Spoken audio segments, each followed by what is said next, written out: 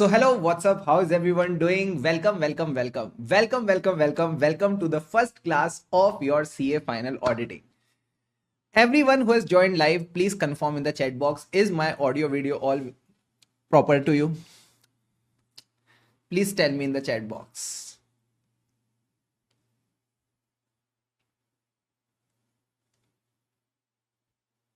Good morning all of you. Is the audio video all good? Yes, sir. Everything is clear. Everything is perfect. Awesome. So please quickly mark your attendance in the chat box. Gautam, Satvik, Chaitanya, Nishit, Vasvi, Bhuma Kanti, Praveen, Jomil. Very good. Welcome everyone. Welcome to this batch. Before I begin with today's discussion, I want to know from where are all of you? Okay.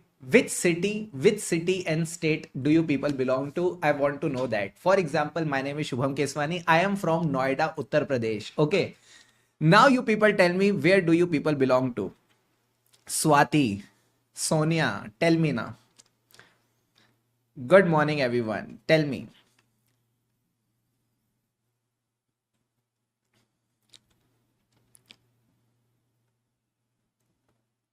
Tirupur, Tamil Nadu. Okay. Bellary, Karnataka. Vijayawada, Andhra Pradesh. Pune, Maharashtra. Bangalore, Karnataka. Kochi, Kerala. Bhubaneswar, Odisha. Tirupur, Tamil Nadu. Hyderabad, Telangana. Coimbatore, Hyderabad. Great. Coimbatore, Tamil Nadu. Bangalore, Karnataka. Bellary, Karnataka. Ongole, Andhra Pradesh. Awesome. So I think we have covered a good part of the southern belt. Okay, we have Andhra Pradesh, we have Telangana, we have Chennai, Tamil Nadu, we have Kerala, we have Karnataka also. Awesome. Chennai, Tamil Nadu, Bangalore, Ongole, Andhra Pradesh. Awesome. So welcome everyone. Welcome to this batch. Before I begin with the today's first class, I want all of you to write the target that you have set for yourself in case of auditing. What is your target score for audit subject at CA final level? Please tell me your target and do write it. Do write it in your notebook also. Sir, please call me Neeraj, not that other name. Okay, I'll call you Neeraj, but I will forget because here the name is showing otherwise. Okay. Pune, BB Virtuals. Okay. Vizag, Andhra Pradesh. Tell me your target score for auditing. 71 plus. Very good, Venkatesh. Others, 60, 65. Okay. So many people have that reality check of CA intermediate. Okay. So that's why they're typing 60, 65. 67.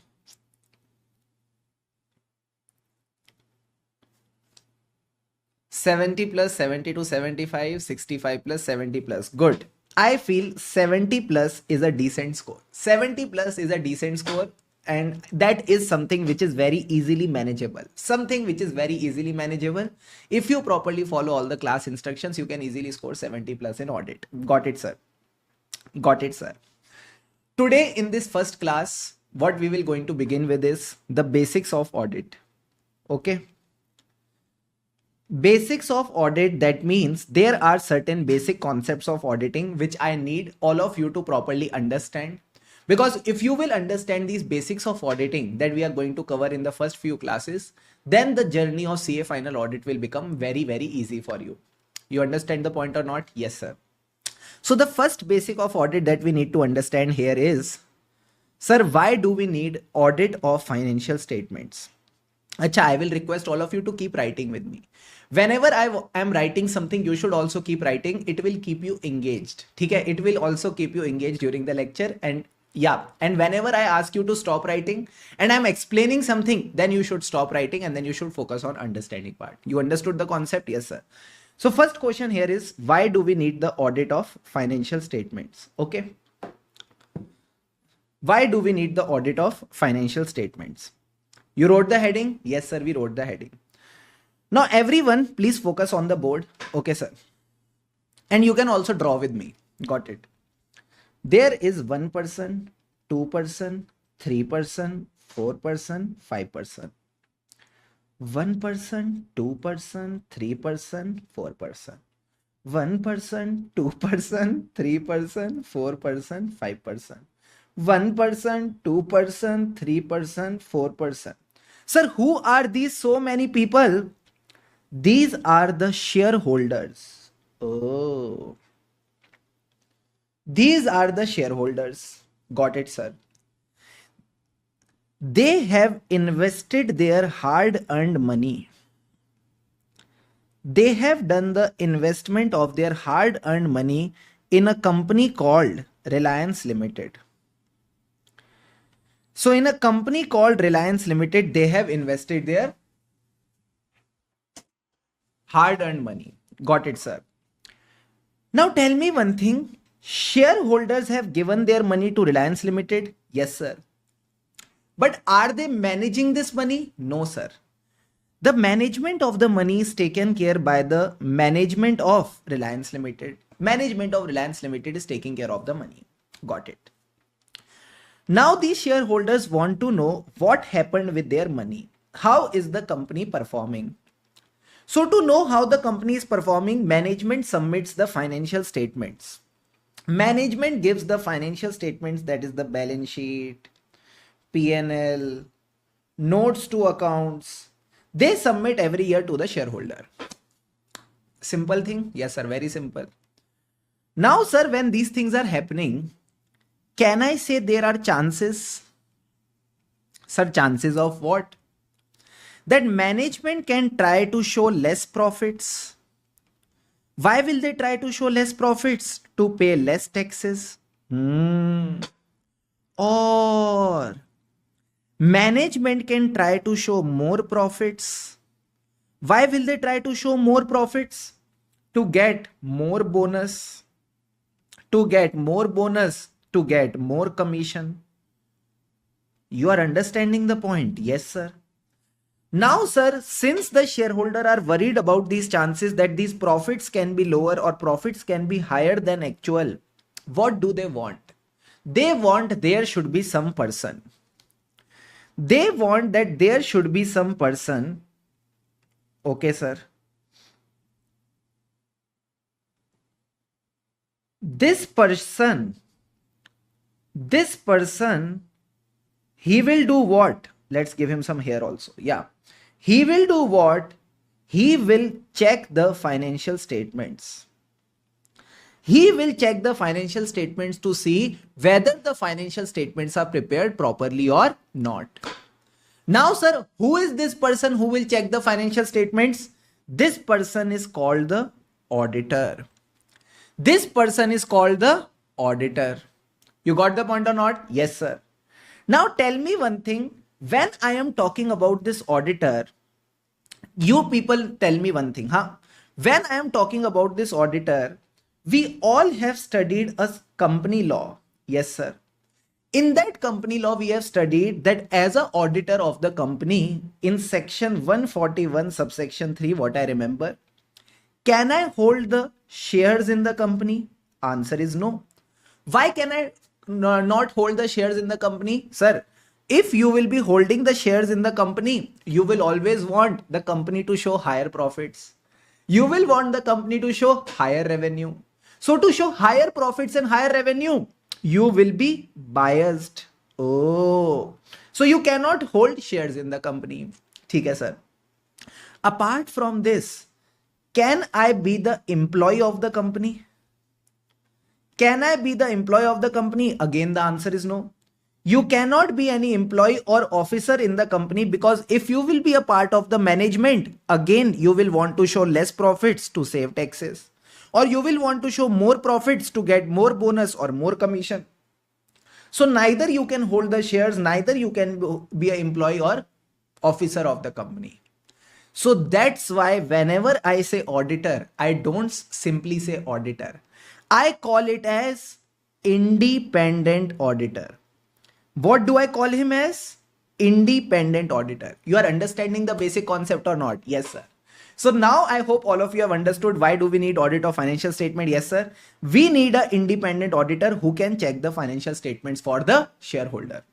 You understood this basic concept, everyone? Yes, sir. Now everyone come with me to concept number 2. What does the concept 2 talk about? How to check the financial statements. How to check the financial statements. So if I talk about the financial statements, they consist of balance sheet, P&L, and notes to accounts. Yes or no? Yes, sir. Now, sir, these financial statements should be prepared as per.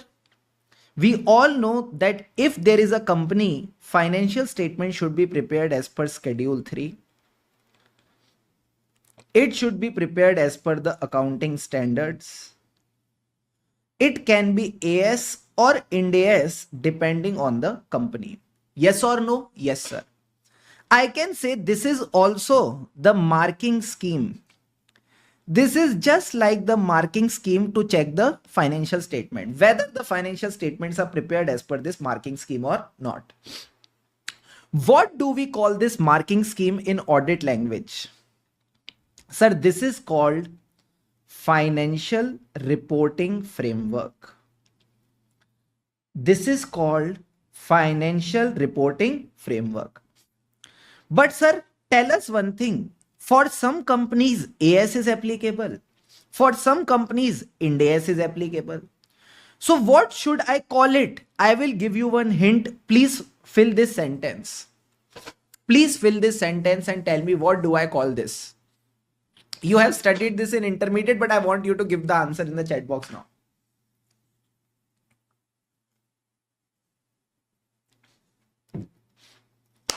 A for dash FRF, financial reporting framework.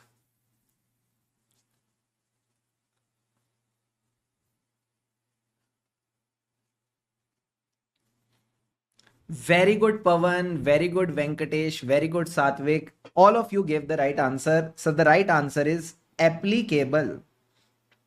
Applicable financial reporting framework, and we will call it AFRF.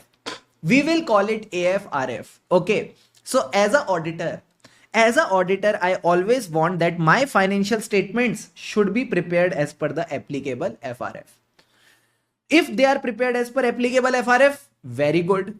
But if they are not prepared as per applicable FRF, that means whatever financial statements that you have prepared and whatever is the requirement of applicable FRF, if there is any difference, if there is a difference between the two, we call it a mistake. No, sir. In audit, the word mistake is not used. Which word do you use? We use the word misstatement. We use the word misstatement. What is a misstatement? Misstatement is a difference in ACPD. What is ACPD? A for amount, C for classification, P for presentation, and D for disclosure. Difference in the amount, classification, presentation, or disclosure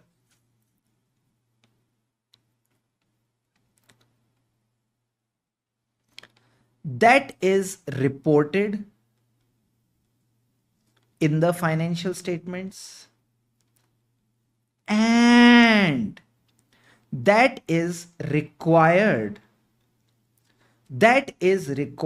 as per applicable FRF. That is required as per applicable FRF.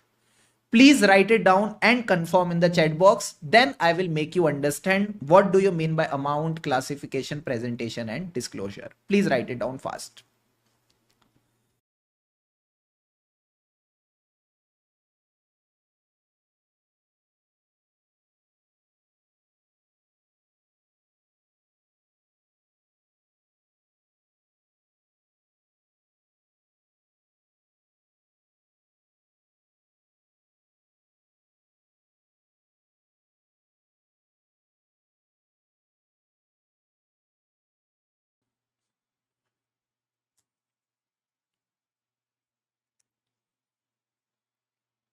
Done, done, done, done, done, sir. Now, sir, how can there be a misstatement in the amount? Please focus on the board and understand. Okay, sir. Example of a misstatement in amount can be there is overvaluation. Overvaluation in the debtors, overvaluation in the inventory, or there can be some fictitious expenses which are posted by the company. So if there is some overvaluation, fictitious expense, that means there is a difference in the amount. That means there is a misstatement which is related to the amount. Got it, sir? What about classification? Classification, there is one classic example that every accounts teacher uses. I am going to use the same example. Got it, sir? Wages paid. Wages paid for construction of PPE. Wages paid for construction of PPE. Tell me one thing. This wages paid for construction of PPE, where will it go? Will it go to P&L account or do we capitalize it in the PP account? You people tell me in the chat box.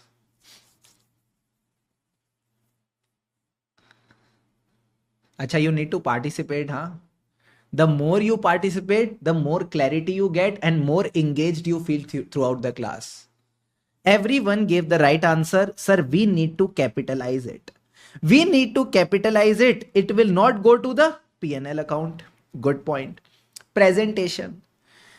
Whatever presentation that you are doing, that should be as per the schedule 3. What do you mean by presentation as per schedule 3? If you are preparing the P&L account, revenue will come first, other income will come afterwards, and then the expenses.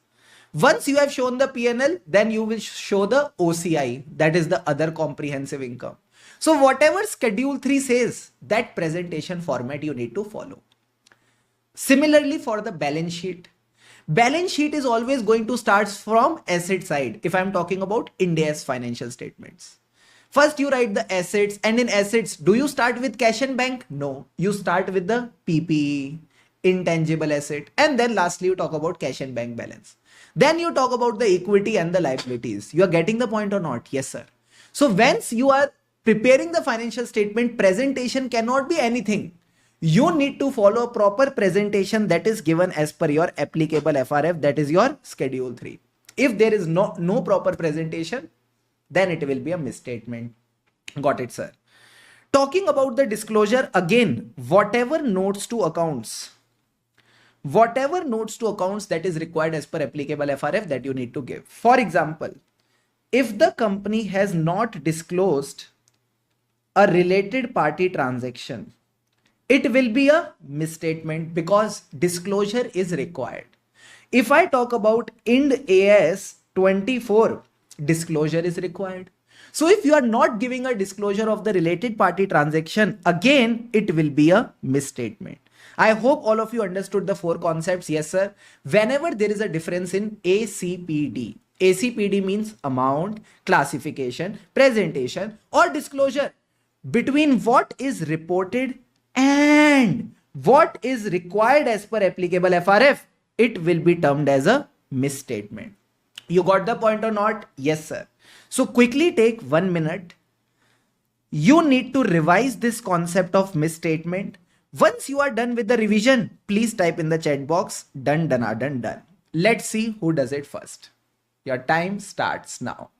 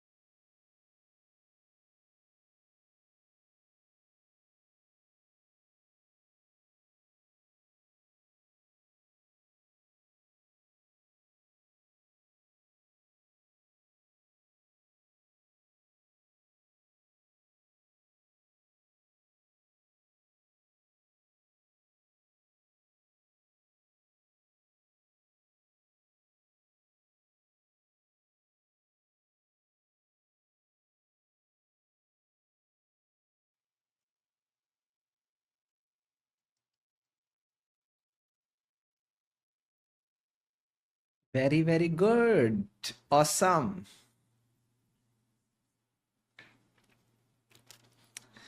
Acha, now tell me one thing, huh? Please, one thing. This misstatement that I am talking about, sir, it can be due to two aspects. What? It can be due to error. Oh. Or it can be due to fraud. Sir, what is the difference between error and fraud? The difference is of intention. It is intentional and error is unintentional. Okay? So just write this thing also, that the misstatements can be due to error, that means unintentional, or they can be due to fraud, that is intentional. Got it? Got it, sir. So this is one thing that you need to write here. Now everyone, please focus on the board. I am asking you one more thing. What, sir?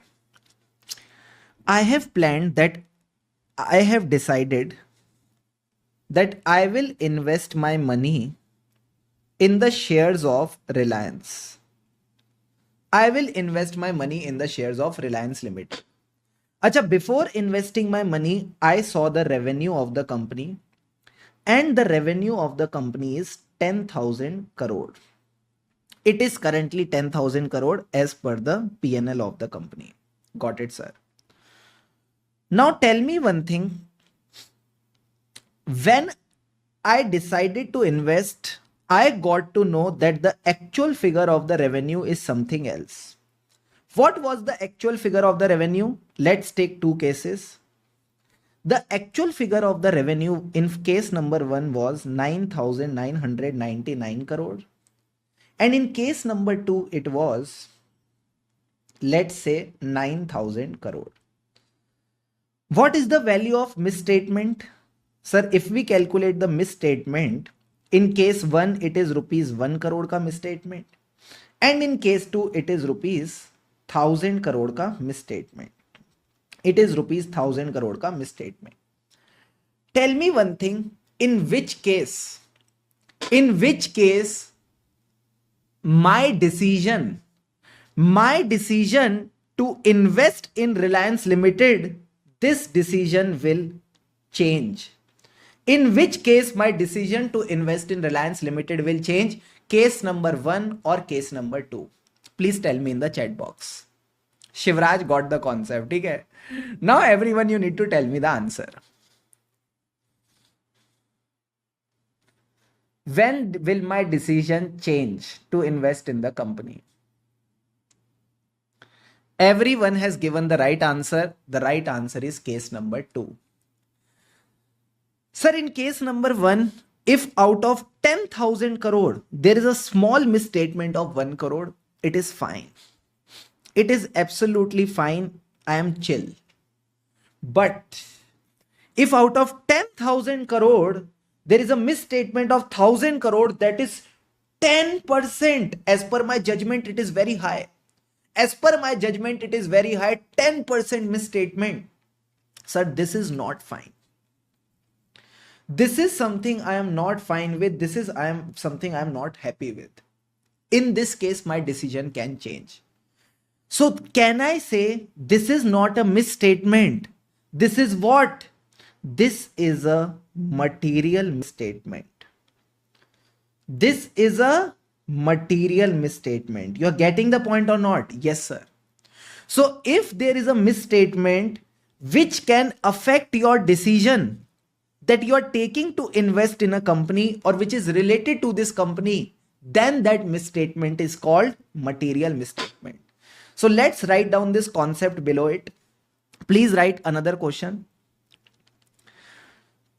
Auditor affected by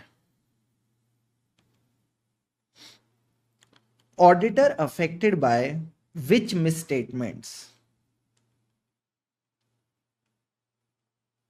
So write the answer. Auditor is affected by material misstatements. Auditor is affected by material misstatement. Now, what is a material misstatement? Please write down the definition. Misstatements misstatements considered material if they can influence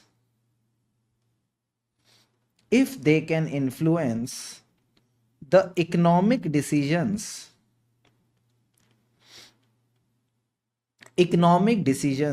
of the users of financial statements.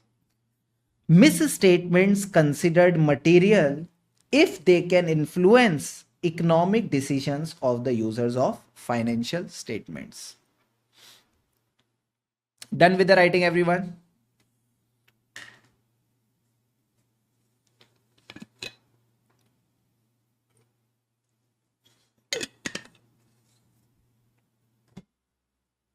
Take 2 sips of water.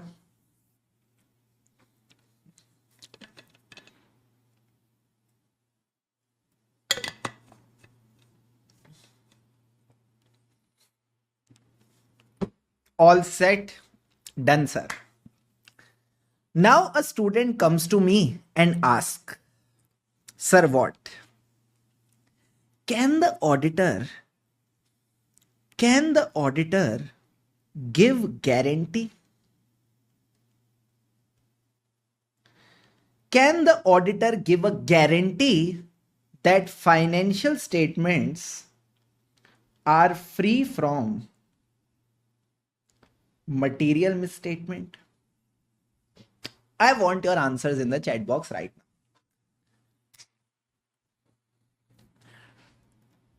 You are not here to just write done, yes sir, okay sir. Okay, I want proper answer now. Can the auditor give a guarantee that the financial statements are free from material misstatement? Yes or no? And if you mean no, then what type of assurance can the auditor give? Vasvi has given the right answer. Neeraj, I am waiting for your answer also. Gautam has given the right answer. Josna has given the right answer. Shivraj given the right answer. Very, very good. Gurram has given the right answer. Everyone has given the right answer mostly. Sir, the right answer is no.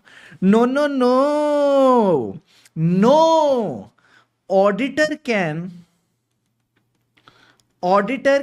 give only and only reasonable assurance. Oh. Auditor can give only and only reasonable assurance. Now, sir, what is a reasonable assurance? It is a high but not absolute assurance. It is a high but not absolute level of assurance. Done with the writing? Yes, sir. So auditor can give only a reasonable assurance, which is a high but not absolute level of assurance. Sir, you are using this word assurance again and again. What do you mean by assurance? Assurance means confidence. Assurance means confidence, a confidence that the auditor is trying to provide to the users. Auditor is trying to give a confidence to the users that whatever procedures he has performed, whatever checking that he has done, on the basis of that, there is no material misstatement in the financial statement. But is he giving a guarantee? No. He is giving a high level of assurance, but not a guarantee. He is just giving a reasonable assurance. He is just giving a reasonable assurance. You're getting the point or not? Yes, sir. So this is what we mean by assurance. So that the person who is investing in the company, he can rely on the audit report. He can rely on the financial statements ki, okay, financial statements are giving a true and fair view. They are prepared as per the applicable FRF. Sir, why do we give only reasonable assurance? Though we will study this topic in detail in the coming time, but still let me give you some understanding.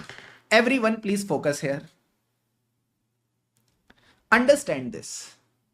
If I am auditing a big company like Reliance Limited, ITC Limited, HDFC Bank, SBI Bank, there are so many big companies.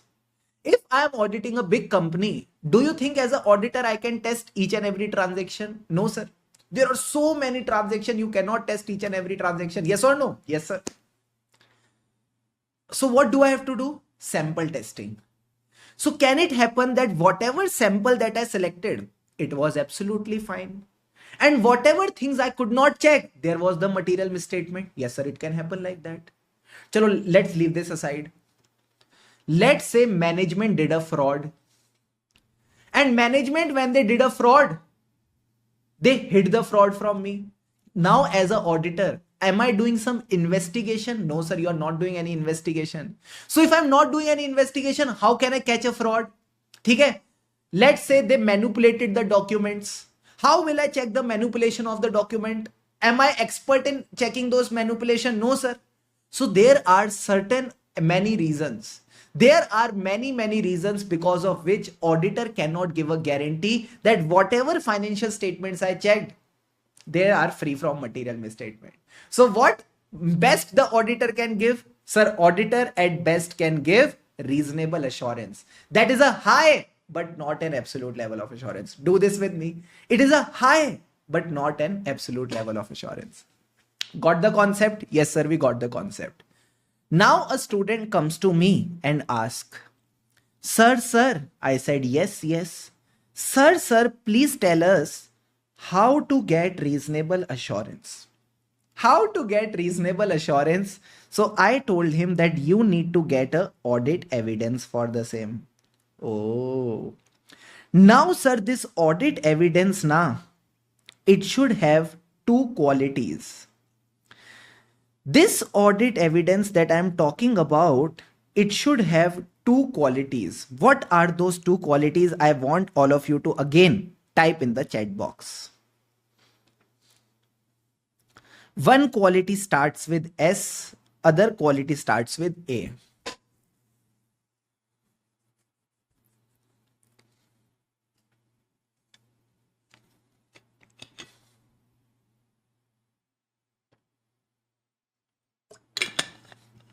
Very good.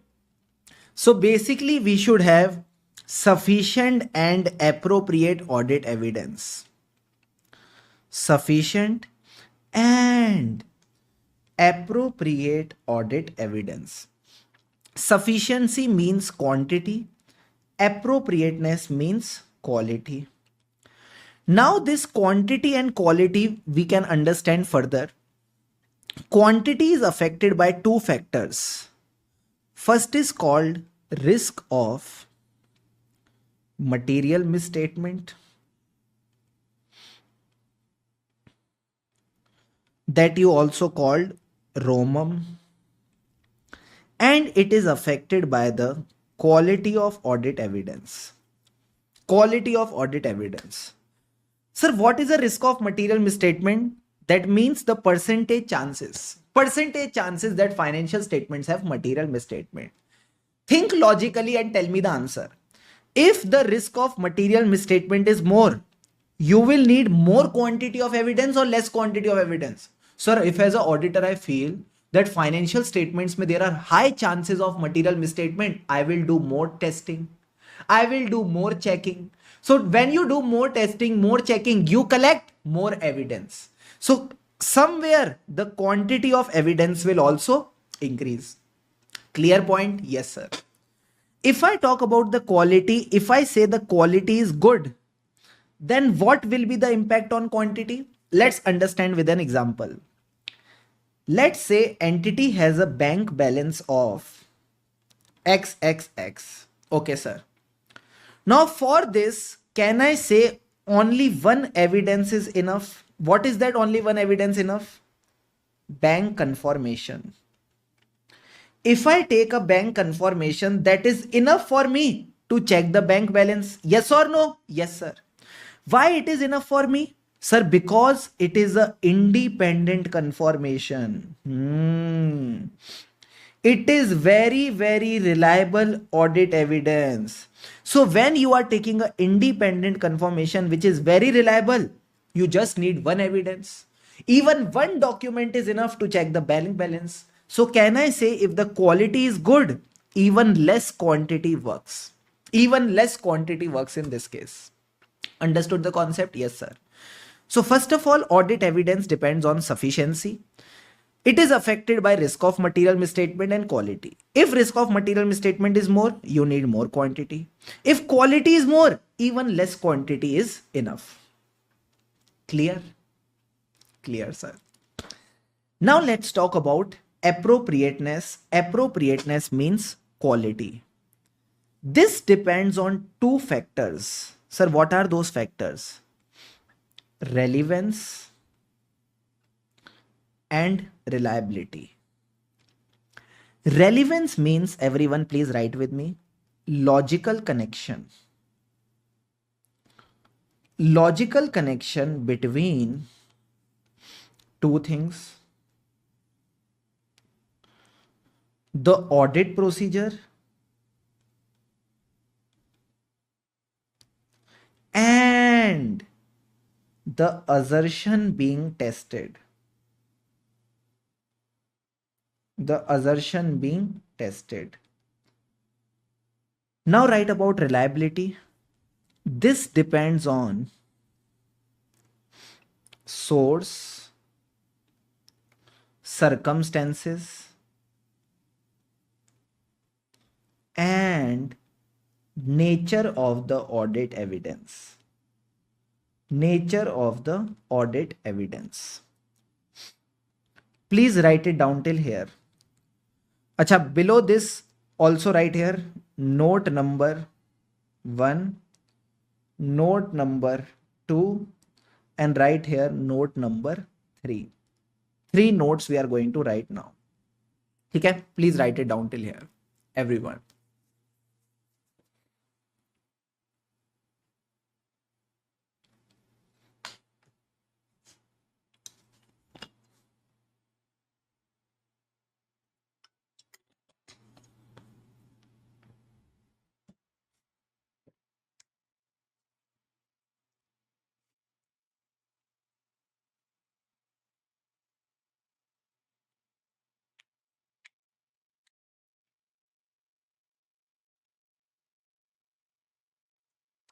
Done with the writing, everyone?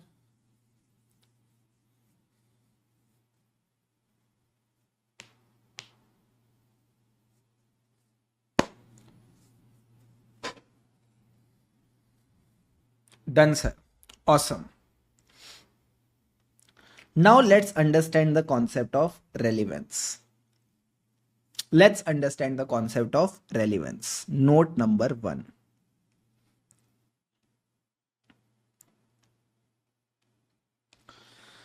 Just focus on the board. You don't need to write anything. Okay, just focus on the board and understand the concept with me. Okay, sir.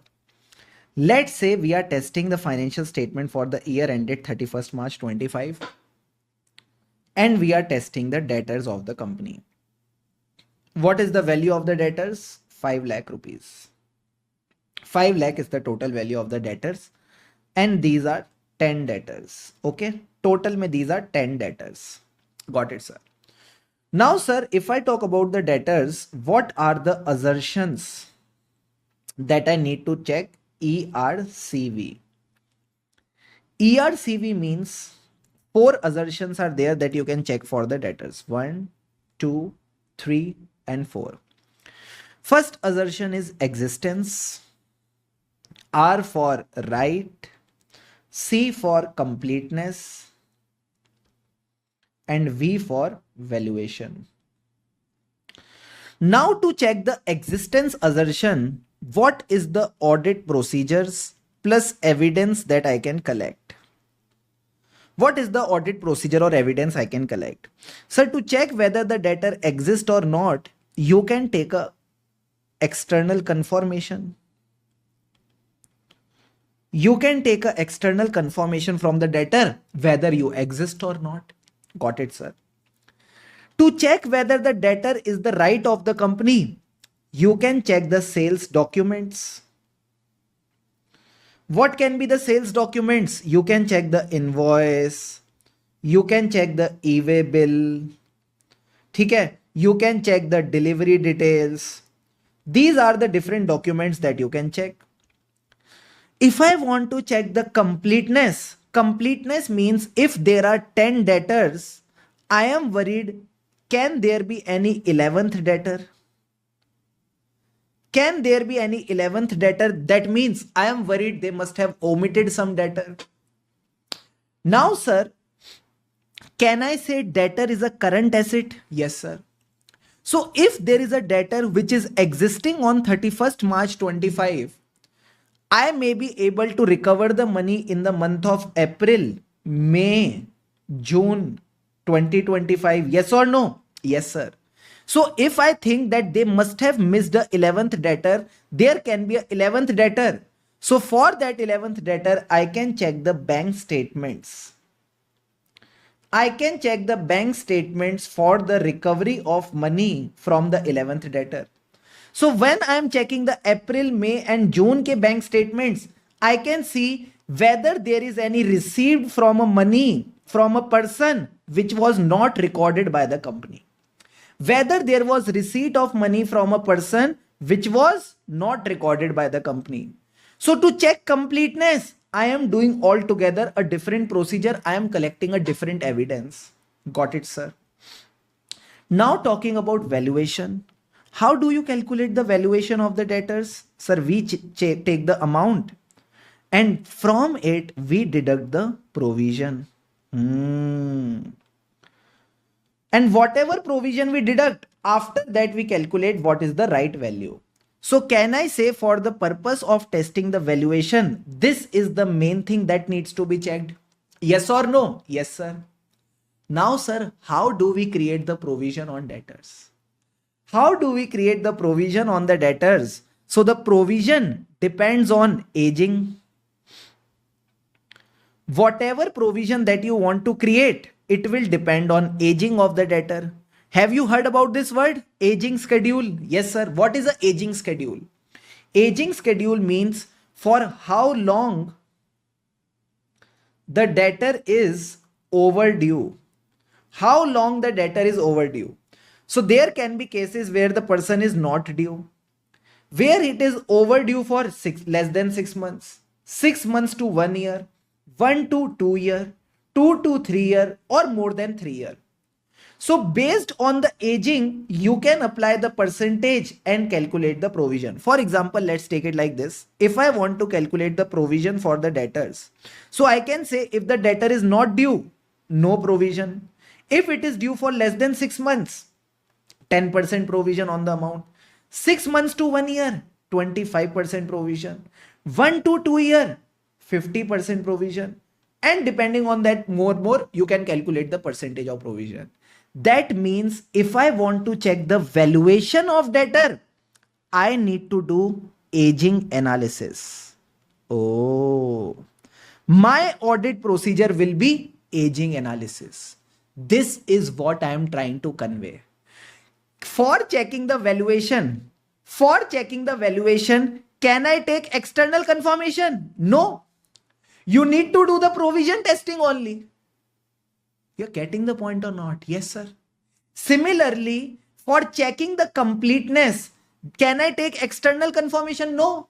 You will take the external confirmation from these 10 debtors only. What about the 11th debtor which is missed by the company? For this, you need to check the subsequent bank statement only. This is the concept of relevance. Relevance says whatever evidence you are collecting, whatever procedure you are performing, it should be based on the assertion. It should be based on the assertion. Whatever assertion is there, depending on that, you will perform your procedure and collect the evidence. You are getting the point or not? Yes, sir. This is what relevance is all about. Is provision testing relevant for existence? No. Is subsequent bank statement testing relevant for existence? No. All are irrelevant. This is relevant for this. This is relevant for this. This is relevant for this. And this is relevant for this. You are getting the concept or not? Yes, sir. This is what relevance is all about. Please tell me in the chat box, is the concept of relevance crystal clear to all of you? Yes or no?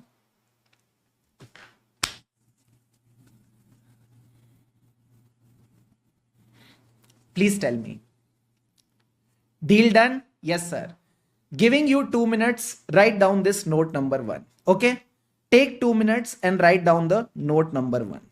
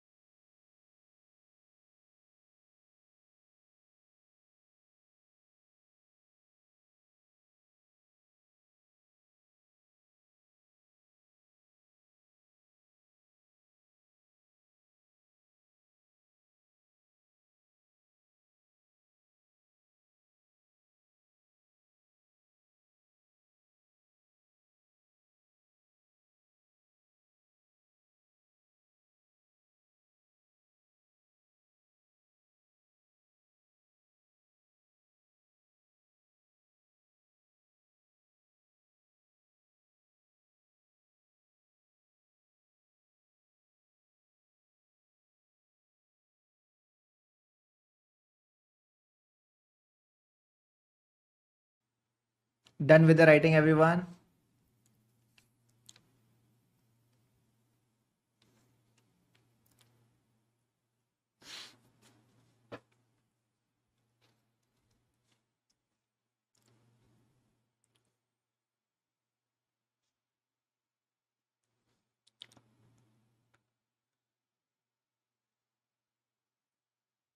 Awesome. Hemant, Shivraj, very good.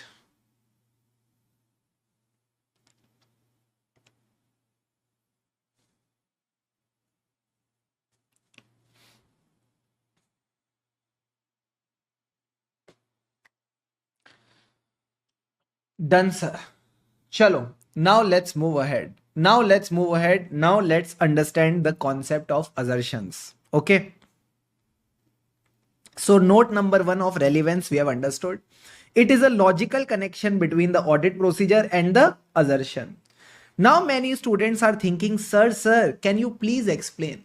Can you please explain the assertion in detail? So write note number two.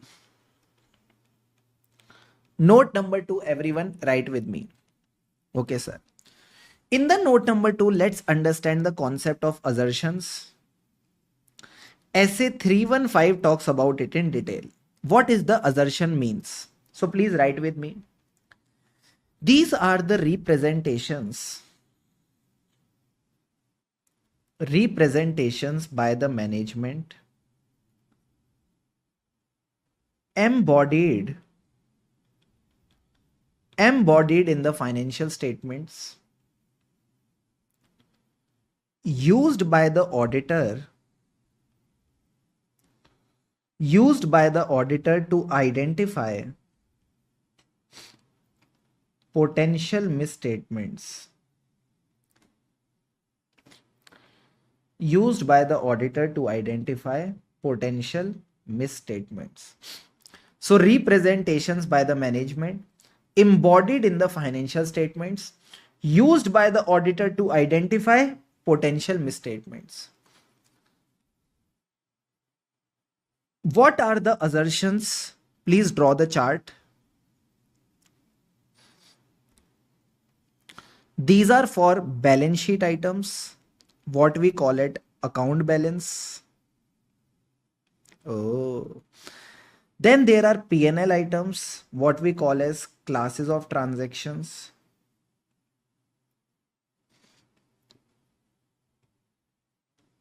And then there are assertions for notes to accounts that we call as disclosures. That we call as disclosure. For the account balance, there are four assertions: E, R, C, V. That is existence, rights and obligations, completeness, and then valuation. For class of transaction, there are five assertions: O, C, A, C, C. Occurrence, completeness, accuracy, classification, and then there is cutoff.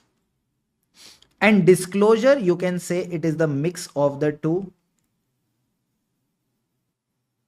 excluding occurrence and cutoff. ठीक है?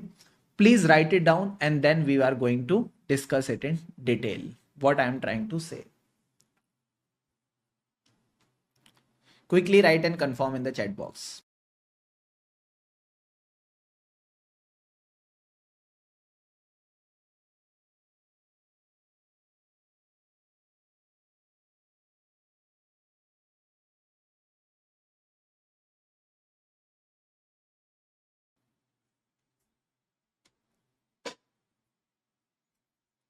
Very good, Neeraj. Very good, Ankita, Abhiram, Swatika, Taruna, Hemant.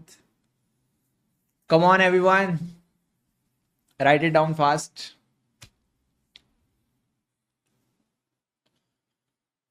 Awesome. Very, very good.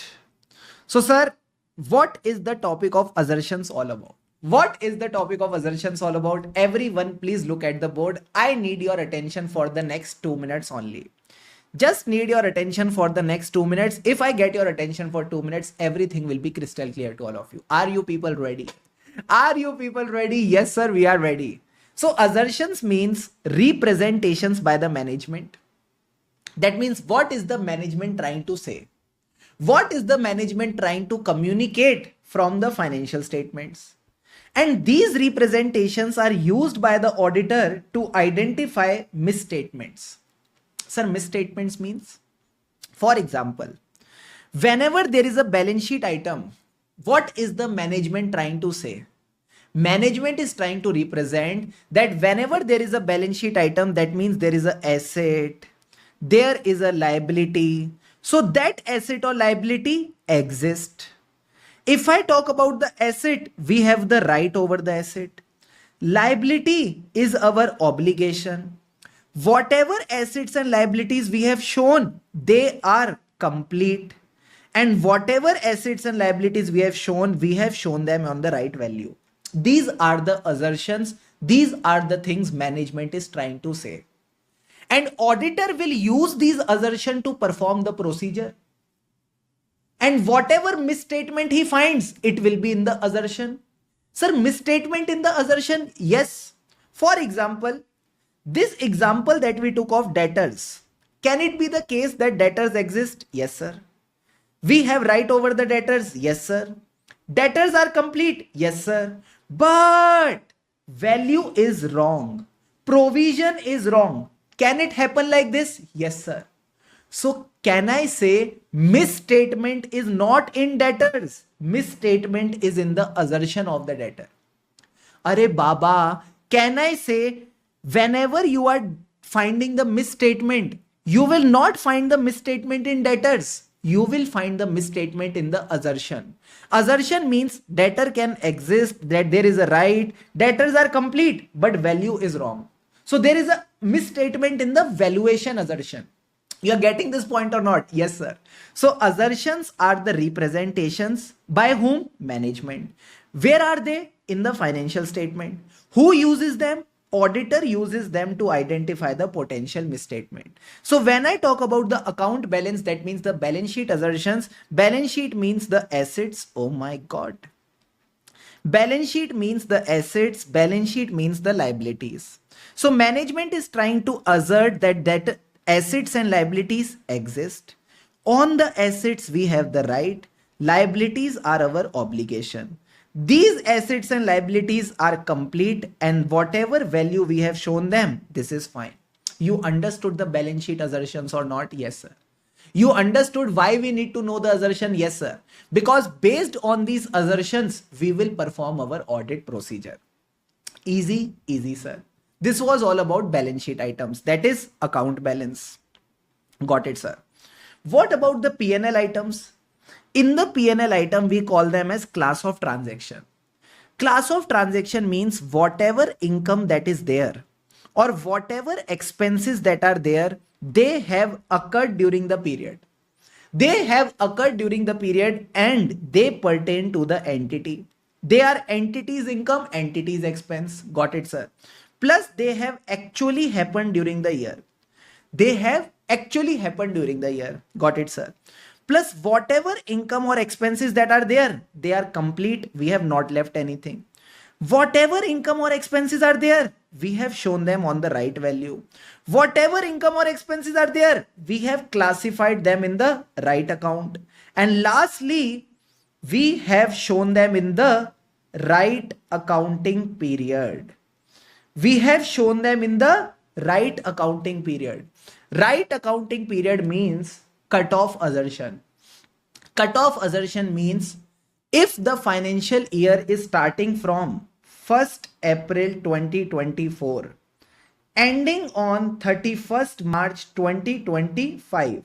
So this is the cutoff. Whatever income or expense is happening in this period, it will be recorded in this financial year. You are understanding the meaning of cutoff assertion or not? Yes, sir. So these are the 5 assertions of P&L. Once more, tell me OCACC. Say with me. OCACC. See, all good students will repeat after me. Okay, sir. OCACC. O for occurrence. It is pertaining to the entity. It has actually occurred. C for completeness. A for accuracy, right amount. Then classification and cutoff. Cutoff means recorded in the correct accounting period. You got the concept or not? Yes, sir. We understood the full point. And last point is related to the disclosure. Disclosures are related to what? Balance sheet items and P&L items. So whatever assertions we have discussed here, same to same assertions will become part of disclosures, excluding occurrence and cutoff. Sir, why are we excluding the occurrence? Why are we excluding the cutoff? So you people tell me, do you disclose the contingent liabilities? Yes, sir, we disclose the contingent liability. Have the contingent liability occurred? Sometimes there is a penalty ka notice, you disclose it as a contingent liability. Has that penalty expense occurred? No, sir. That penalty expense has not occurred. Yes or no? Yes, sir. Similarly, can I say whenever there is a non-adjusting event like fire or there is a proposed dividend, sir, when after the financial statements ka date, do you disclose it? Yes, sir, we disclose it. But is it related to your financial year? No, it is after the financial year. So can I say you are not following the cutoff assertion? Yes, sir, we are not following the cutoff assertion. Somewhere we are not following the cutoff assertion when it comes to disclosure, because you are disclosing the events which are happening after the financial year. So that's why 2 assertions don't come part of disclosure. occurrence and cutoff. You got the concept or not? Yes, sir. Last time I am revising with you. Everyone, please focus. What are the assertions of balance sheet items? That is the account balance. 4 assertions. ERCV. Say with me. ERCV. ERCV means assets and liability exist. Asset, there is a right. Liability is our obligation. Both are complete and they are recorded at the right value. Easy, easy, sir. Now talking about the class of transaction. OCACC. Say with me. OCACC. Occurrence, completeness, accuracy, classification, and cutoff. Many people call it measurement also. Okay, so this is another name that you can use. Disclosure is very easy. Why, sir? It is just a mix of the two and it excludes occurrence and cutoff. That's it. That's it, sir. So I request all of you to quickly take 2 minutes, revise these assertions, recall all of them, and then type in the chat box, done, done, done, done. Let's see who comes first. Do it properly.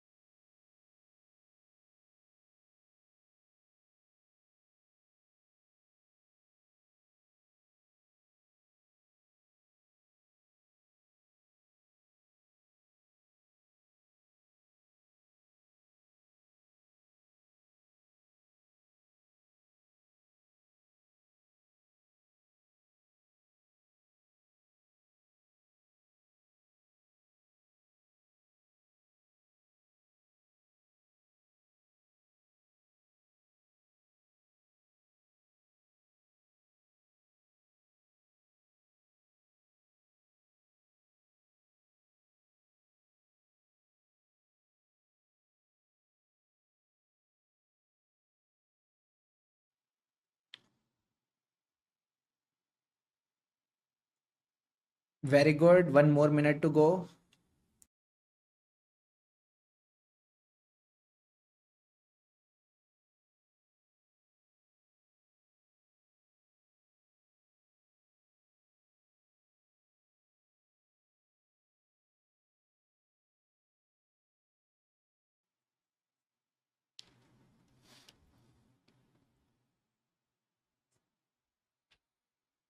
Acha, here if you want, you can write for your simplicity that occurrence means it has actually happened and it is related to the entity. Got it, sir. Cutoff means it is recorded in the correct accounting period.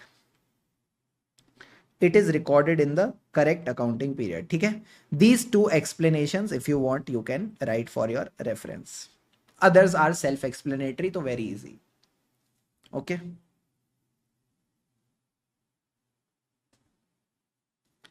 Occurrence actually occurred, pertain to the entity. Cutoff means it is recorded in the correct accounting period. Deal done? Done, sir. Now write one more thing. Whenever I am finding a misstatement, okay, this is also one thing I want all of you to write. Whenever I am finding a misstatement, whether the misstatement will be in the debtors, the answer is no. Misstatement will always be in the assertion. This assertion is related to assertion about A, B, C, D. Sir, what is A, B, C, D? A, B for account balance, C for class of transaction, and D for disclosure. Always you will find the misstatement not in the debtors, in the assertions about the account balance, class of transaction, or disclosure. That means, for example, it can happen that the debtors exist. There is a right over the debtors. Debtors are complete. But when it comes to valuation, there is a misstatement. There is a misstatement in the valuation. So this is one concept that you should also write. Done, done, done, done, done, sir. Now I have something special for you. What, sir? Let's play some quiz. Let's play some quiz. Let's everyone come with me. Let's do some quiz and master questions. These are the assertions ka master questions which will help you test whether you have got a good conceptual understanding of assertions or not. Are you people ready to play the quiz with me? Yes, sir, we are ready. So everyone, please focus on the board. Where will we find this question list? I will upload it in your Google Drive. Okay, I will upload it in your Google Drive. Don't worry. Right now, just solve the questions with me. Question number 1, everyone focus. While verifying the turnover of the company, can I say turnover is a class of transaction? Turnover is a class of transaction. CAJ ensures that all the sales are correctly recorded in the books of accounts based on invoices and discounts have been properly adjusted. Sir, what is this assertion? Basically, they are trying to say that whatever sales are there, they are correctly recorded based on the invoices and discounts are properly adjusted. That means whatever sales I am recording, from this I am deducting the discounts, and then whatever is the value, I am recording it at the correct value. Got it, sir? Similarly, for the verification of employee benefit expenses, which is again a class of transaction, they ensured that TDS related adjustments are reconciled and accounted for. So again, for my employee benefit expenses, whatever TDS adjustment I am required to do, after that I am again recording it at the right amount. Which assertions are being verified by CAJ for correctness of the sales on the basis of invoice, including the adjustment of discounts, and TDS adjustment on the employee benefit expenses. So just for simplicity, these are the P&L item and there are 5 assertions O, C, A, C, C. So you people tell me what will be the right answer. A, B, C, D. Which will be the right answer in this case?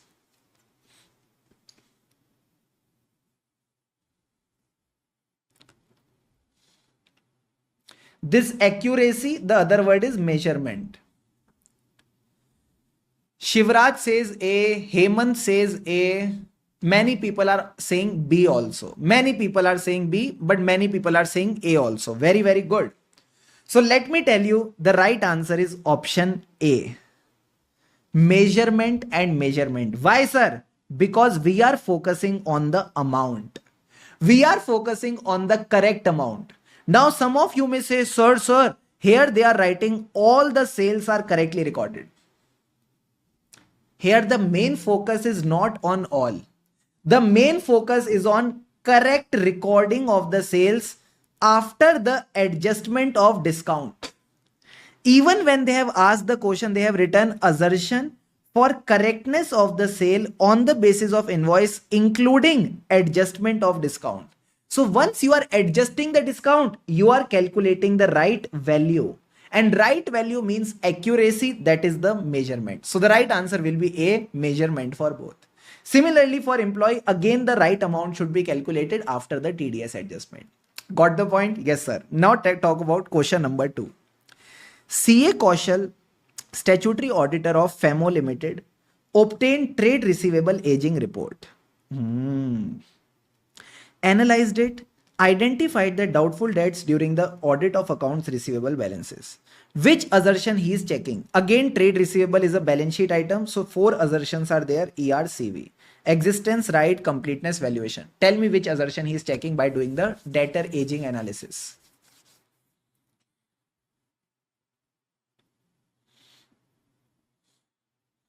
Mostly people have given again the right answer. Right answer is valuation. When I am doing the aging analysis, am I doing the existence? No, sir, it is not about the existence. Checking the right? No. Completeness? No. I am checking the valuation. Because based on the aging, I will calculate the provision, and based on the provision, I will calculate the value of the debtor. Easy, easy, sir. Now let's focus on question number 3. Question number 3 is something I want all of you to solve yourself. Let's read it together. For employee benefit expenses, following points were verified. Again, employee benefit expenses is a P&L item. So 5 assertions are there: O, C, A, C, C. Employee benefit expenses shown in the books were actually incurred during the relevant period. Expenses in respect of all the personnel were accounted. Expense recognized in the year 23-24 relates to this year only. Among the following, which assertions are discussed respectively in the same order as above point? Okay. So you need to tell the correct order and you need to choose the right option. Oh my God. Everyone, please tell me which option will you go ahead with? Take your time. Relax. Take your time.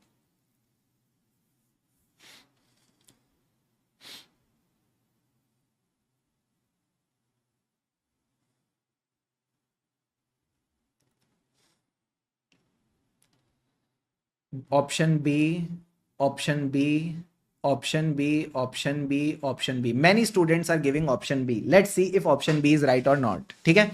One student has given C also. Let's see what game. When I am saying the expense has actually incurred, which assertion I am talking about? Occurrence. All the personnel, I am talking about completeness. Relates to this financial year only, I am talking about cutoff. Yes or no? Yes, sir. This is how the game works. So occurrence, completeness, cutoff.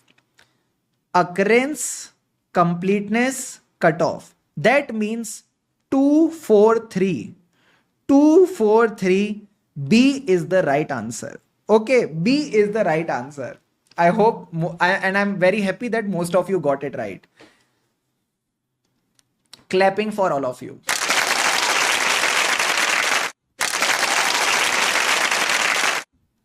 Awesome. Now let's move to question number 4. Sir, the game is getting interesting.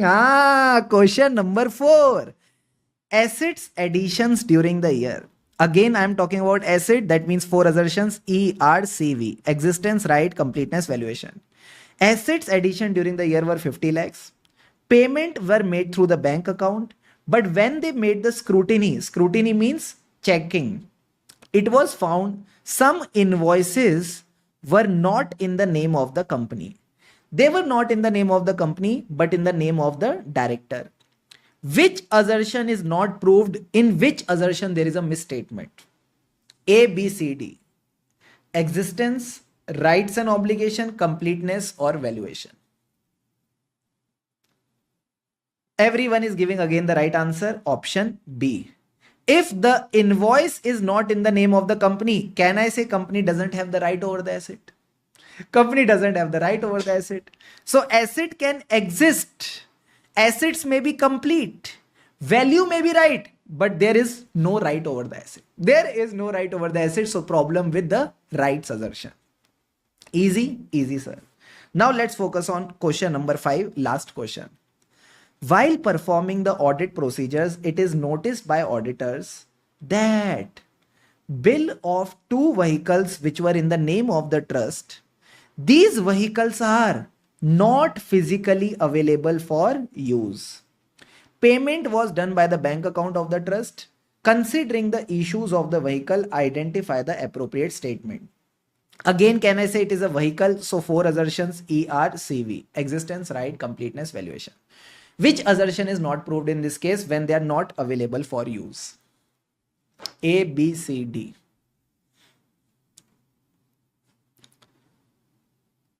Everyone again giving the right answer. The right answer is option A. There is a problem with existence. If they are not available, that means they don't exist. They don't exist. Okay. So again, the problem is with the existence assertion. Clear or not? Clear, sir. So with this, the first part of today's session gets completed. Okay. I hope all of you got a good comfort over the topic of assertions. This is one topic that you may have studied in CA Inter also. Yes, sir, we have studied. But today, when you studied this topic, did it feel good? Did you get a good confidence? Please tell me in the chat box. Are you people feeling confident about the assertions topic or not? 5 out of 5. Great. See, what matters here is the learning. Are you learning or understanding the points properly or not? That's what matters. Awesome. So thank you so much, everyone. Now I'm giving you a break of 15 minutes. After the break, we connect back and continue with the remaining topic. Okay? See you all after the break. So everyone, welcome back after the break. Now, sir, after the break, I think we were done with the two notes. Yes, sir. Note number 1 of the relevance was done before the break. Note number 2, we understood all the concept of assertion. Now, sir, note number 3, which talks about reliability. This reliability depends on 3 factors: source, circumstances, and nature. Let's cover this concept little bit in detail. Okay. So come to your notebooks. Back after the break. Write the heading note number 3. Note number 3 talks about reliability. Now, sir, this reliability, it depends on 3 factors. What are those 3 factors? Source, circumstances, and nature. If I talk about the source, which is considered to be more reliable? Sir, audit evidence from external sources. External sources is considered to be more reliable. So write with me. External source. It is considered to be more reliable. Got it, sir. Sir, what about internally generated audit evidence? What about internally generated audit evidence? Can it be reliable? Answer is yes. If the internal controls are effective,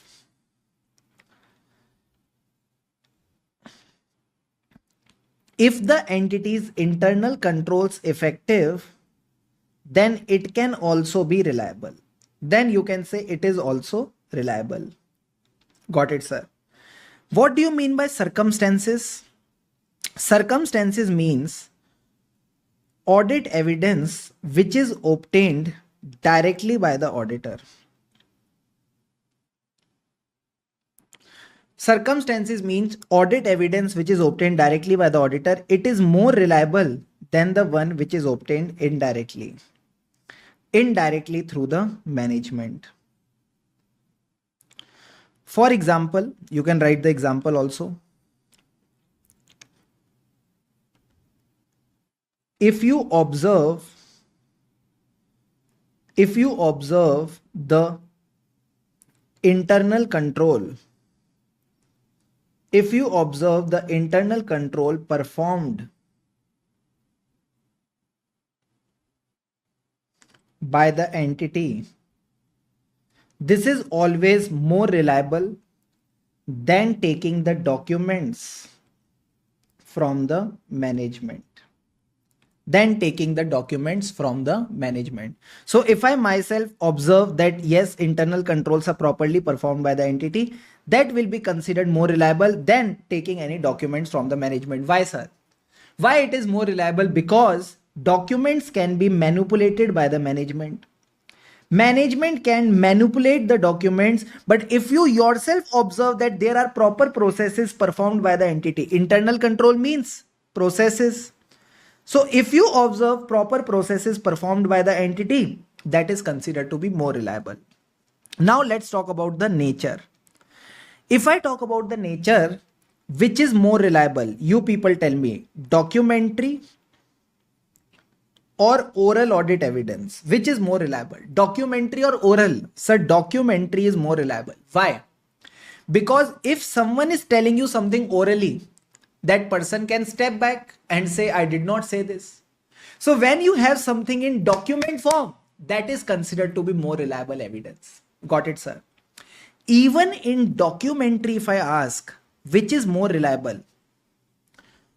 Sir, original documents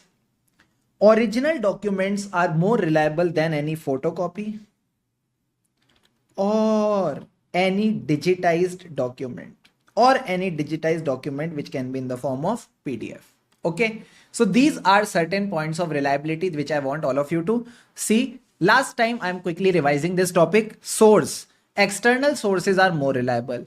Internally generated audit evidence can also be reliable if the internal controls are effective. Easy, easy, sir. Circumstances. If you are getting audit evidence directly, it is more reliable than getting it indirectly through the management. And lastly, nature. Documentary, more reliable than oral. And even in documentary, original documents are more reliable than photocopy or digitized documents like PDF. Please write it down and confirm in the chat box. Then we will move to the next concept.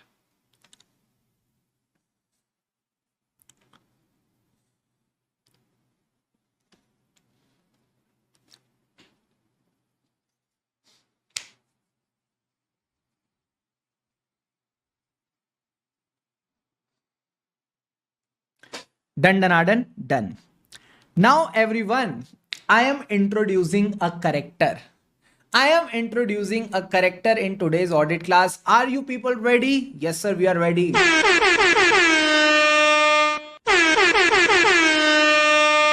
Sir, who is this character? He is the king. Oh. Da, da, da, da, da, da, da. King of all standards on auditing. King of all standards on auditing. Sir, who is the king of all standards on auditing? It is SA 200. What is the name of the king? Just wait for a few moment. You will get to know. Write with me. SA 200 means overall objective. Overall objectives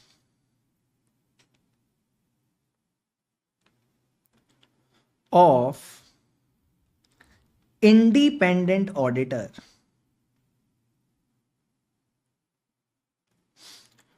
Overall objective of independent auditor and conduct of audit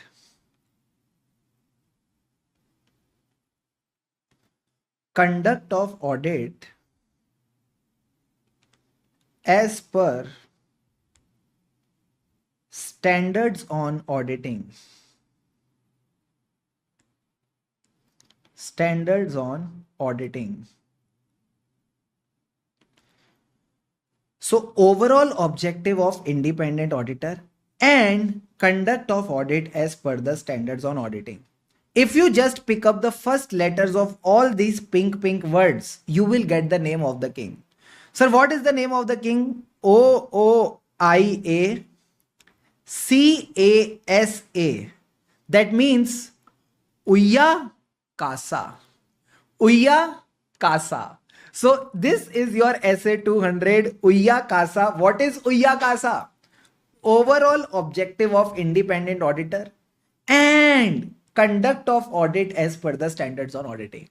So as an auditor, if you want to achieve your overall objective, you need to do your audit as per the standards on auditing. Now, sir, yes. Sir, what is the overall objective? So please write with me. To obtain reasonable assurance.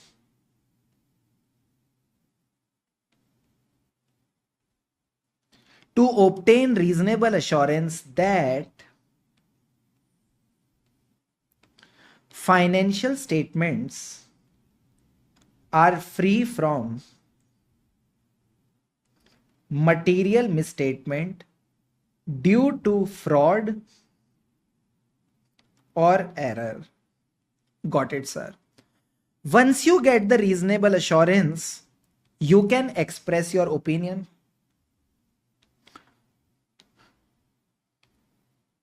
To express opinion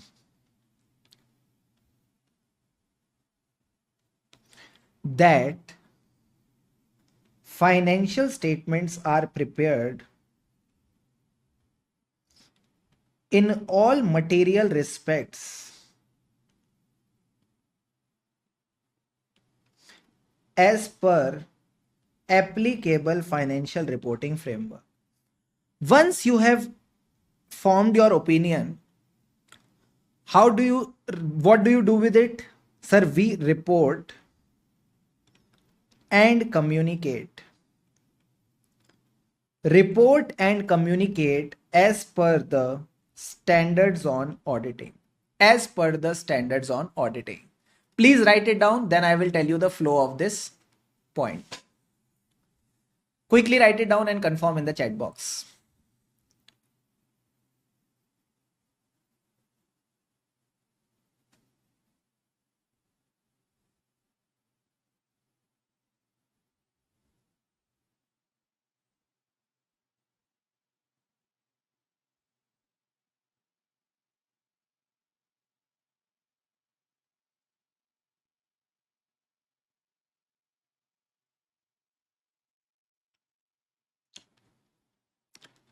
Done, done, sir. Now everyone just focus here for the next 2 minutes. Just 2 minutes you need to focus and everything will be crystal clear. So as an auditor, what is my overall objective? Sir, I need a reasonable assurance. First thing is I need a reasonable assurance that financial statements don't have any material misstatement. Now tell me one thing.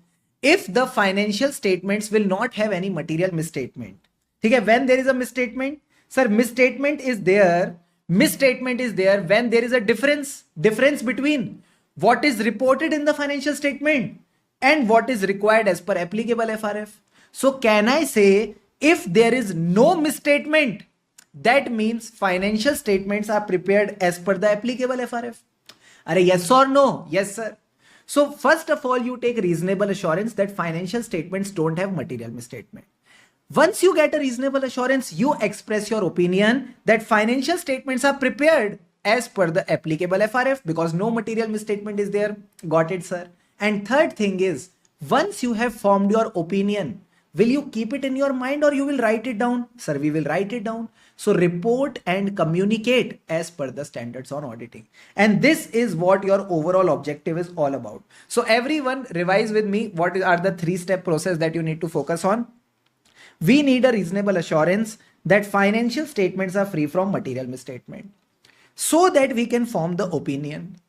Said when they are free from material misstatement, that means they are prepared in all material respects as per the applicable FRF. Once you have formed your opinion, Are Baba, report and communicate as per the standards on auditing. Is the 3-step process clear to you? Yes, sir. Please take 1 minute, revise it properly, recall it properly and type in the chat box, done. Okay? Then we will move forward to the next concept.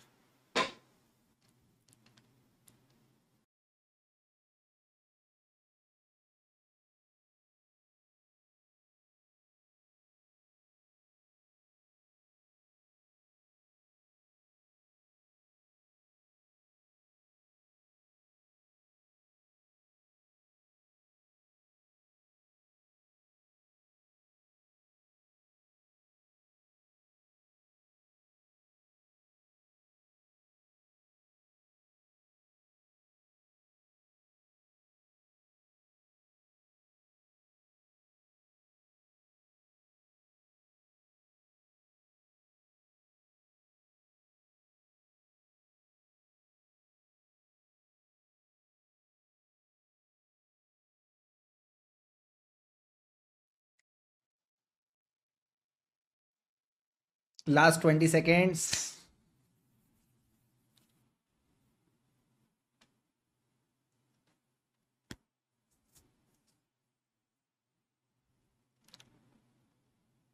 Very, very good. Now everyone, you can get very happy. Sir, what?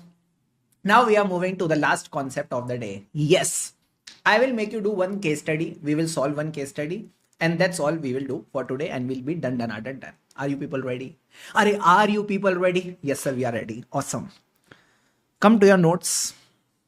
Write down the heading. Case study.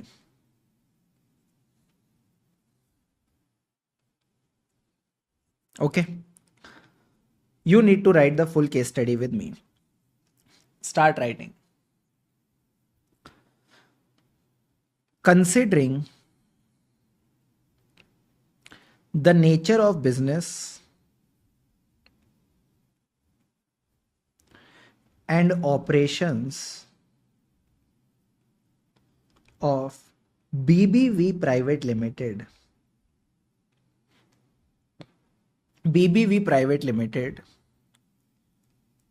there are 40% chances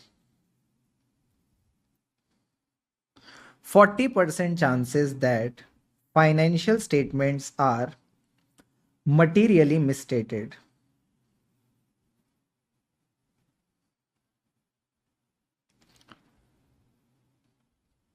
To deal with this,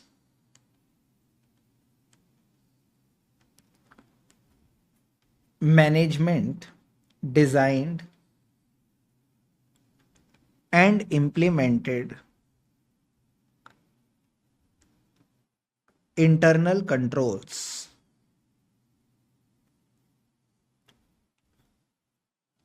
These controls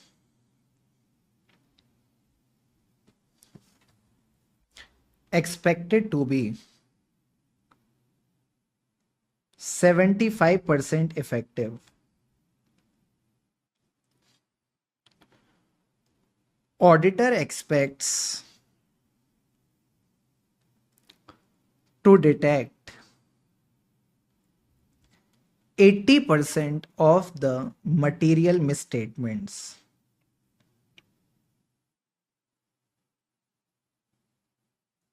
Auditor expects to detect 80% of the material misstatements.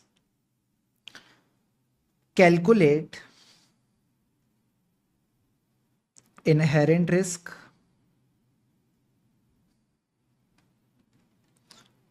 control risk, risk of material misstatement, detection risk, and lastly you need to calculate the audit risk.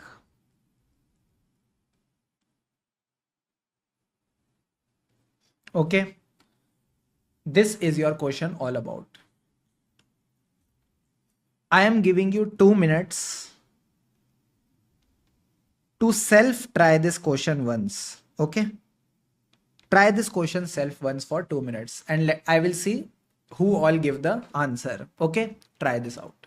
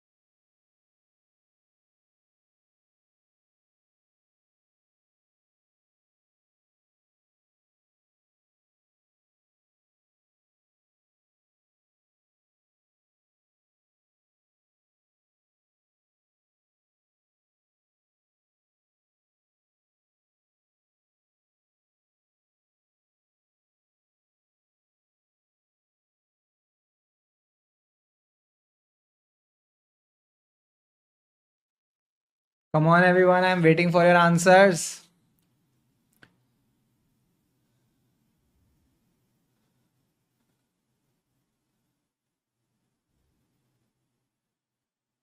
Give the right answer, wrong answer, whatever. I just want the answers. That's it.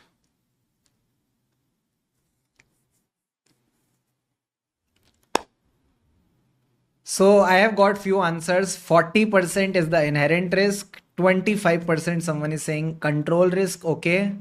Risk of material misstatement, 80%. Oh my god.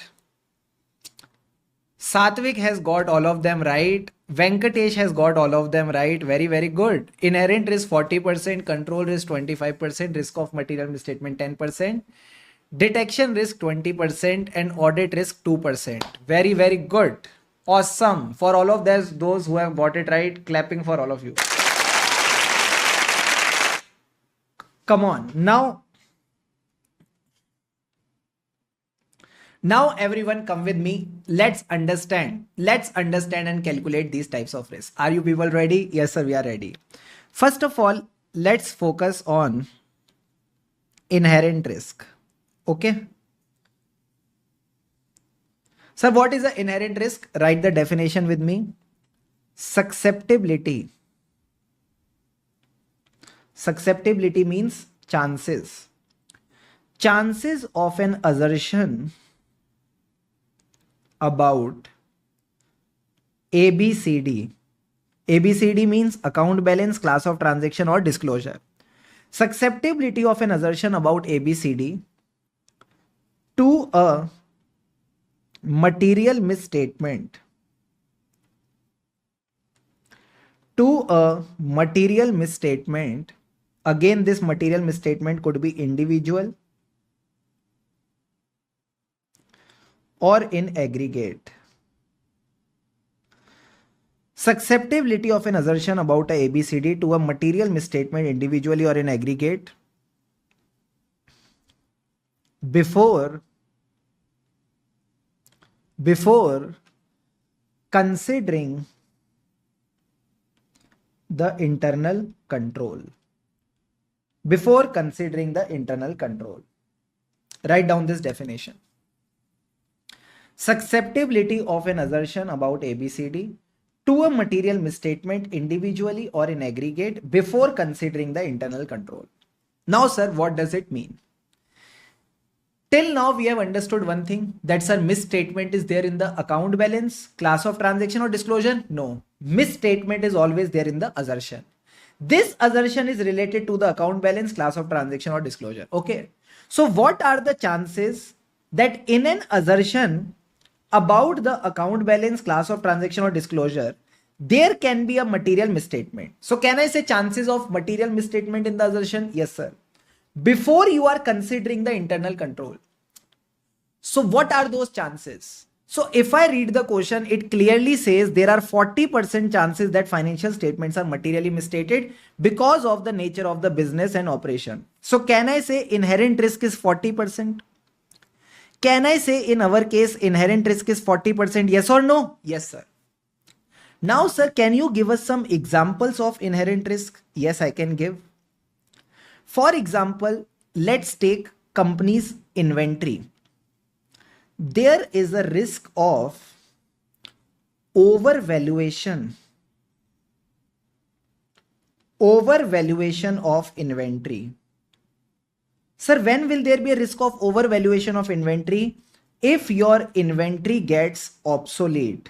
Oh, and if the inventory gets obsolete, there is a fall in the net realizable value. There is a fall in the net realizable value, so it can lead to overvaluation of inventory and it can lead to a material misstatement. Got it, sir?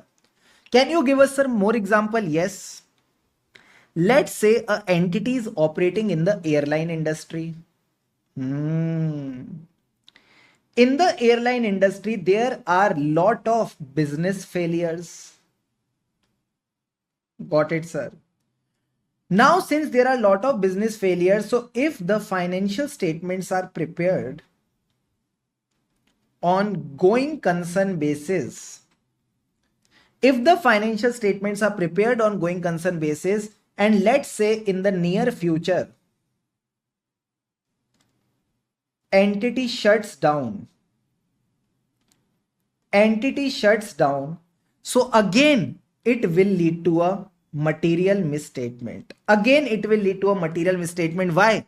Because you prepared your financial statements on going concern basis and in the near future entity shut down. That means financial statements were prepared wrongly. Your financial statements were prepared wrongly. So this is what inherent risk is all about. That means before entity installs the control, before considering the control, what are the chances of material misstatements in your financial statement? You got the concept of inherent risk? Yes, sir, we understood the concept of inherent risk. Now let me take one more example. Please everyone focus on the board. Sir, what?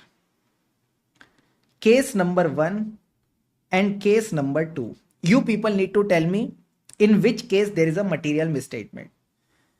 Materiality is equal to 5 lakhs. In case number 1, there is a misstatement of rupees 6 lakhs. And in case number 2, there is a misstatement 1, 2, 3. Three types of misstatement are there. First misstatement of 2 lakhs. Second of 3,50,000. And third misstatement is of 1 lakh. Please tell me in which case there is a material misstatement. Case number 1 or case number 2?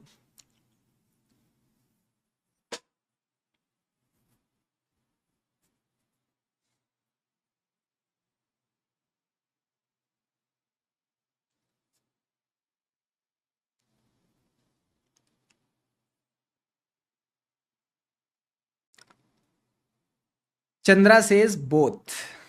Sir, in both the cases, there is a material misstatement. Sharinida also says the same. Ankita also says the same. Sir, why?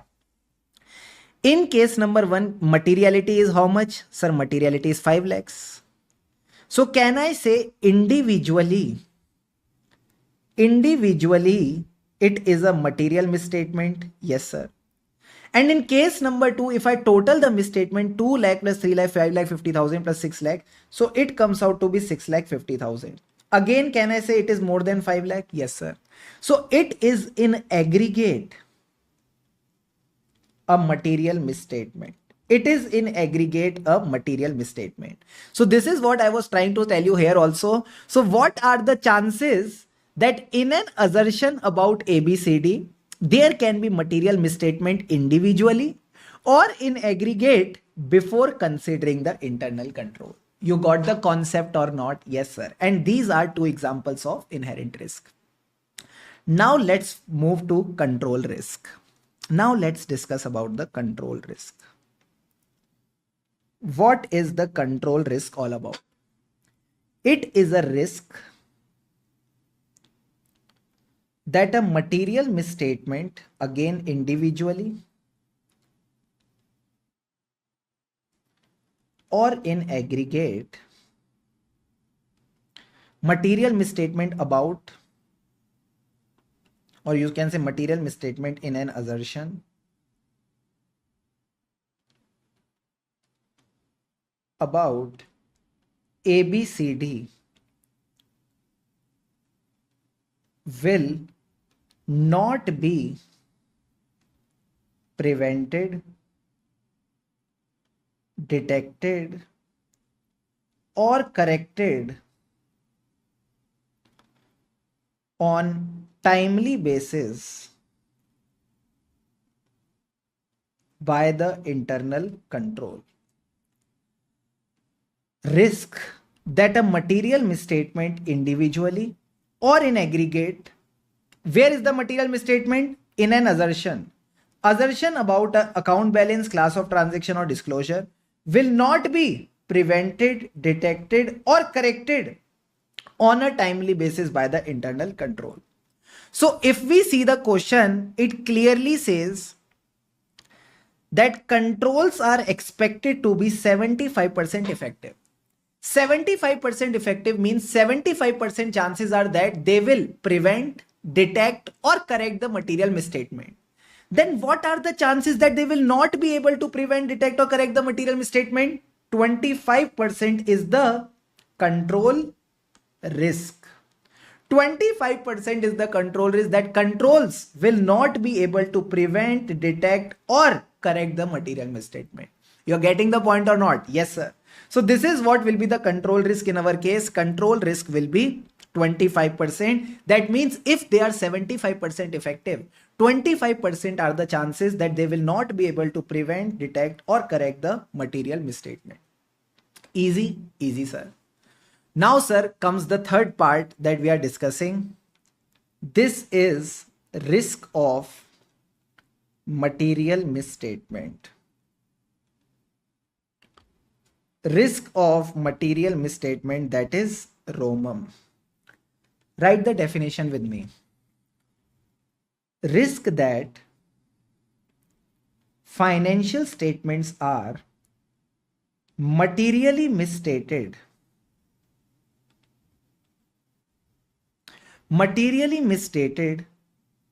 prior to audit. Risk that financial statements are materially misstated prior to audit. Let's calculate the risk of material misstatement. First of all, 40% chances were there that there is a material misstatement. Yes, sir. Out of this 40%, can I say 75% is corrected? Are controls are 75% effective. So out of this 40%, 75% is corrected.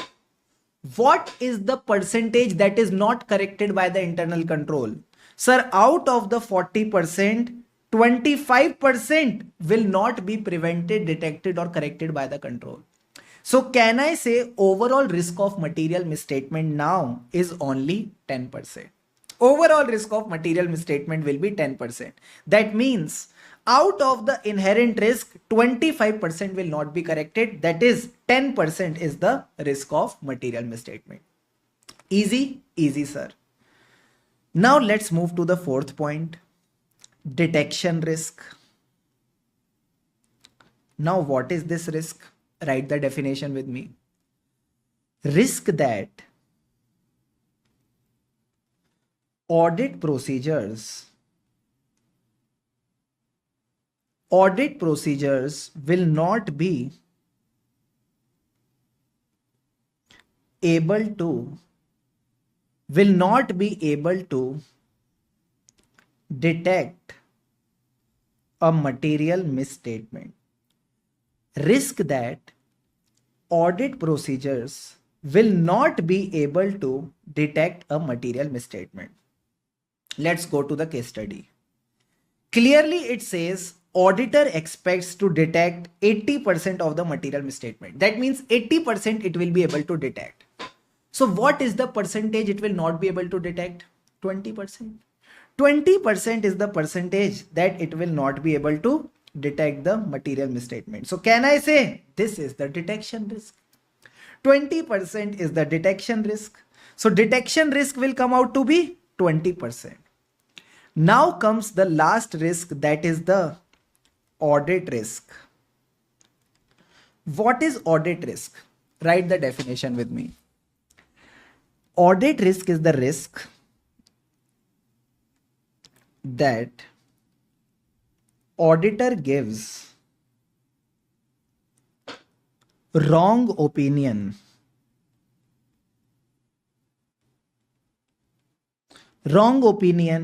when financial statements are materially misstated.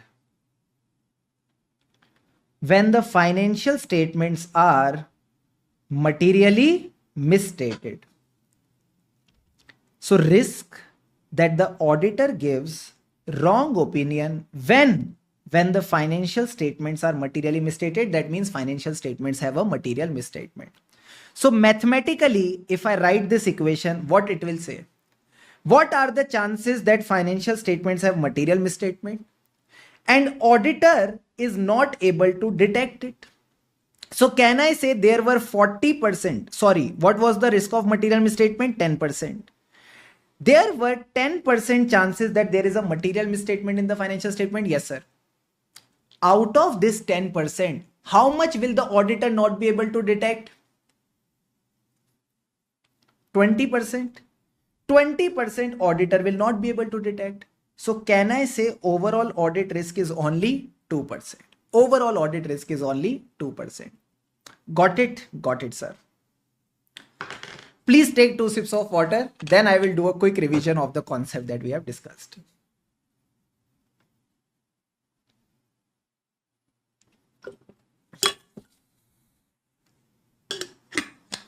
Ready? Ready, sir. Now understand the concept that we have just discussed. First of all, we discussed about the inherent risk. Inherent risk is the risk which is inherent to the business. That means we have not considered the controls, we have not considered the auditor, we have not considered anything. This is the risk which is there. So what is the risk that there is a material misstatement in the financial statement due to the business? It is 40%. Now to deal with this 40%, what did the management do? Put the control. Controls are 75% effective. So what is the control risk? 25%. What is the overall risk of material misstatement? Sir, 40% chances of material misstatement. Out of that 40%, 75% is okay. So can I say out of the 40%, only 25% is left? Yes, sir. So overall, there is a risk of material misstatement of 10%. Now comes to auditor. Auditor says it will detect 80%. So what is the detection risk? 20%. So what is the overall audit risk? Audit risk is out of the 10% material misstatements, auditor will not detect 20%. That's why it will give a wrong opinion. So the audit risk comes out to be 2%. Please tell me in the chat box, is the whole concept crystal clear to all of you? Yes or no? Quickly give me a thumbs up in the chat box. Done, done.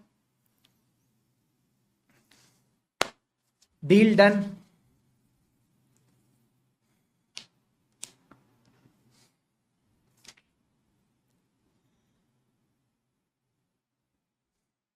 Perfect, sir. Awesome. Now a student comes to me and says, sir, can I reduce the audit risk to 0?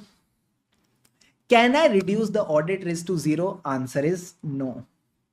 You cannot reduce the audit risk to 0. It is just like saying auditor cannot give a guarantee that the financial statements are free from material misstatement. You cannot give the guarantee. So you cannot reduce the audit risk to 0. You cannot give a guarantee. Then, sir, what is the benefit of auditing? If we cannot reduce the audit risk to 0, we cannot give a guarantee. What is the benefit of auditing? You people tell me. When you leave the house, do you put a lock on the door? Yes, sir, we put a lock on the door. Is putting a lock a guarantee that there will be no theft at the house? No, sir. Thief can come. He can still steal the goods and take it away with them. Then why do you put a lock at the door? Sir, it reduces the risk of robbery. When you put a lock on the door, it reduces the risk of robbery. Similarly, if you are doing audit, you are reducing the risk.